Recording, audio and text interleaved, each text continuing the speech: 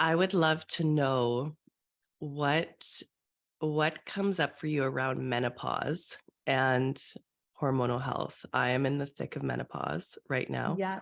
It has Mm-hmm. not been an easy transition. And so I Mm-hmm. would love to know, how can you support yourself with food during Yes. menopause? Yeah, is so important because what's happening in menopause is you have your hormones are dropping quite drastically, especially your estrogen and your progesterone. And usually menopause, like the transition period of perimenopause, can actually take a long time for women. It can be about a 10-year transition of the hormones fluctuating. So you're usually in perimenopause. So menopause is considered not having a period for 1 year. That's like officially menopause. And then perimenopause is that period leading up to it. So your hormones are fluctuating. And sometimes your estrogen can fluctuate to like extremes where it can go really high, double the amount of what it should be, and then go really low. And then it can put you on this roller coaster of hormones. And these drops in your hormones, these drops in your estrogen and your progesterone can first off really impact mental health because your brain chemistry gets quite used to our hormones, and having that drop of hormones can definitely like influence, like cause more chances of depression, anxiety. And then we're also that transition going through menopause too is bone health is a really important thing we need to discuss too, because bone density declines quite drastically when estrogen drops in menopause. And it turns out our bodies really relied on that for healthy bone formation, really relied on that estrogen.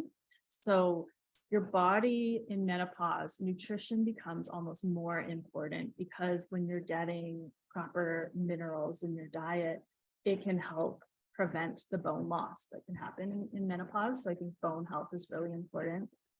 So those are some things we can talk about nutritionally. And adrenal health is something that a lot of people don't talk enough about because your ovaries stop making estrogen and progesterone. They don't make it anymore, and then your adrenals will take over, and also you'll produce estrogen from fat tissue too. So, but your adrenals have to work a lot harder. So if you go into menopause with an adrenal issue, maybe you've been going through a lot of stress.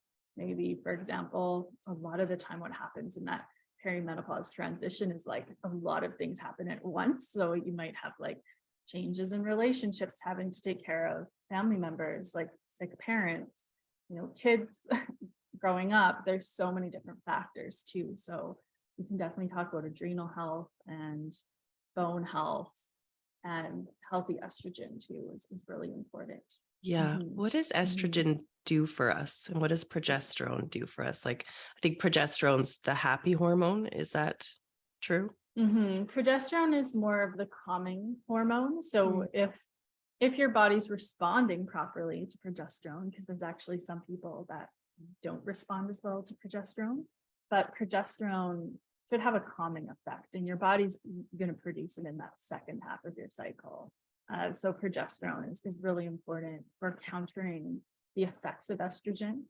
I'll talk about estrogen a little bit first too, because estrogen is really important for like making us feel like it's really important for skin health, like having like moisturized skin. Estrogen is a really key. Healthy hair. It's important for our heart health, our bone health. Just in general, it can really help moods too. So a lot of people tell me that they feel usually the best around ovulation when you're having a regular menstrual cycle where you have that peak of estrogen. Usually it's going to help with moods and energy. It's a really important hormone, but it can get a bad rep when estrogen gets too high.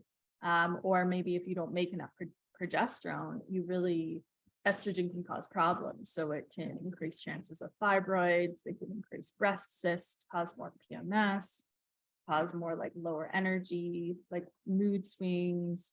It can cause some issues, but progesterone is really important because it keeps that estrogen in check. So they have this balancing effect. So it will prevent like PMS, mood swings, fibroids, a lot of these things as well.